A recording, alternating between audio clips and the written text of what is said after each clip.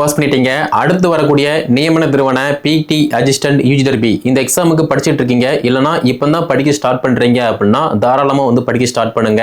7 படத்துக்குமே பார்த்தோம்னா கரண்ட் சிலபஸை பேஸ் பண்ணி அப்டேட்டான material Tamil medium, English medium and test பேஜுமே வந்து காண்டக்ட் பண்ணுறோம். டெஸ்ட் பேஜை பொறுத்த மட்டும் தமிழ் மீடியம் தனியாக இருக்கும், இங்கிலீஷ் மீடியம் வந்து தனியாக இருக்கும். ஆனால் ஒரிஜினல் எக்ஸாமில் உங்களுக்கு கொஸ்டின் பேப்பர் பார்த்தோம்னா பைலிங்குவல் இருக்கும். அதை நீங்கள் வந்து ஈஸியாக வந்து அண்டர்ஸ்டாண்ட் பண்ணி ஆன்சர் கொடுக்க முடியும். ஓகே,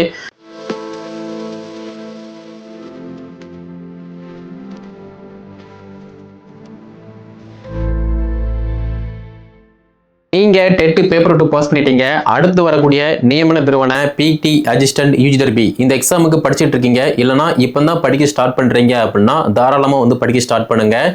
800க்கும் மேற்பட்ட இடங்கள் வந்து இருக்கு.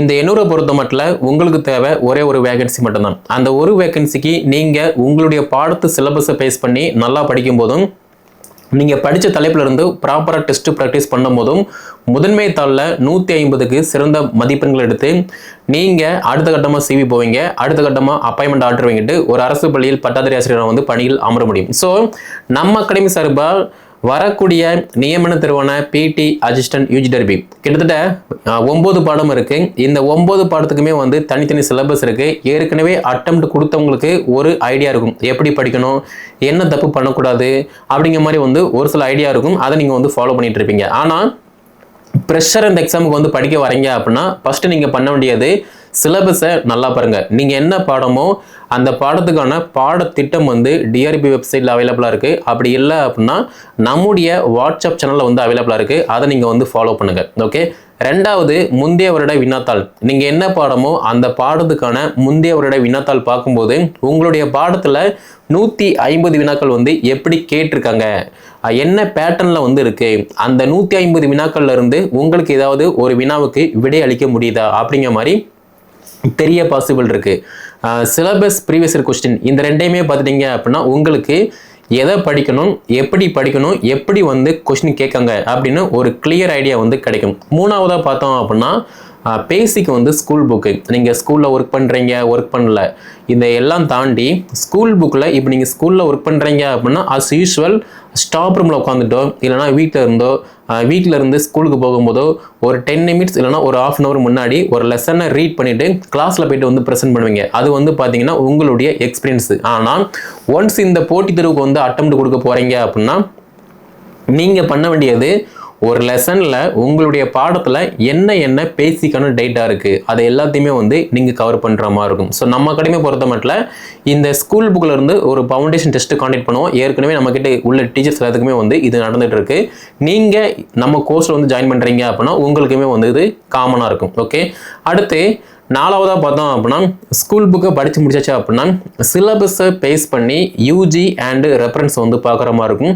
யூஜி டிஆர்பி எக்ஸாம் யூஜி புக்கை மட்டும்தான் படிப்பேன் அப்படிங்கிற மாதிரி இல்லாமல் யூஜி சிலபஸ், அதாவது அந்த சிலபஸில் உள்ள டாப்பிக்கை பேஸ் பண்ணி யூஜி லெவல், அதே மாதிரி ரெஃபரன்ஸ் வந்து என்ன இருக்குது, ரெஃபரன்ஸ் டேட்டா வந்து என்ன இருக்குது, இந்த ரெண்டையுமே வந்து படிச்சுட்டு நீங்கள் ஒரு டாபிக் படித்தா கூட அந்த டாப்பிக்கில் இருந்து ஒரு ப்ராப்பராக டெஸ்ட்டு ப்ராக்டிஸ் பண்ணுறீங்க அப்படின்னா உங்களுடைய பாடத்திட்டத்தை வந்து முழுமையாக வந்து கவர் பண்ண முடியும். எந்த டாப்பிக்குமே வந்து மிஸ் பண்ண மாட்டீங்க. ஏன்னா நீங்கள் மிஸ் பண்ணிட்டு போகக்கூடிய ஒரு டாபிக் தான் பார்த்தீங்கன்னா அங்கே எக்ஸாமில் ஒரு கொஸ்டினாக வந்து இருக்கும், கண்ணு முன்னாடி நிற்கும். அதனால உங்களுக்கு தேவையான எல்லா டெஸ்ட்டுமே வந்து சிலபஸை பேஸ் பண்ணி unit wise and topic wise வந்து கவர் பண்ணி கொடுப்போம்.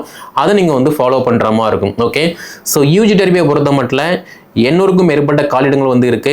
பாட வரியா பார்த்தோம் அப்படின்னா நல்லாவே வந்து வேகன்சி வந்து கவர் ஆகும். உங்களுக்கு தேவை ஒரே ஒரு வேகன்சி மட்டும்தான். அதே மாதிரி தமிழ் மீடியம் படித்தா பாஸ் பண்ணலாமா, இங்கிலீஷ் மீடியம் படித்தா பாஸ் பண்ணலாமா அப்படிங்கிற மாதிரிலாம் கேட்குங்க. எந்த மீடியம் படித்தாலுமே ஃபஸ்ட்டு நீங்கள் ப்ராப்பராக வந்து படிக்கணும். ரெண்டாவது நீங்கள் படித்த தலைப்பில் இருந்து ப்ராப்பராக டிசிப்ளினாக கன்சிஸ்டன்சியாக ஒரு டெஸ்ட்டு ப்ராக்டிஸ் பண்ணுறீங்க அப்படின்னா ஈஸியாக எக்ஸாமில் நல்ல மார்க்கு ஸ்கோர் பண்ண முடியும்.